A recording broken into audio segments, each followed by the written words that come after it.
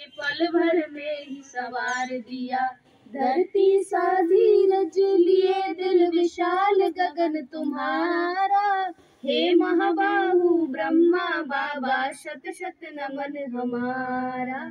दिव्य गुणों की मूर्ति शक्ति के भंडार तुम, नवयुग के निर्माता मानवता के अवतार तुम। सादगी और सुंदरता का दर्पण था जीवन तुम्हारा। हे आदि पिता ब्रह्मा बाबा ज्ञान योग से मार दिया, बोले आपके फूलों जैसे गुलशन था जीवन तुम्हारा। हे रूहानी बाग के माली शत शत नमन हमारा।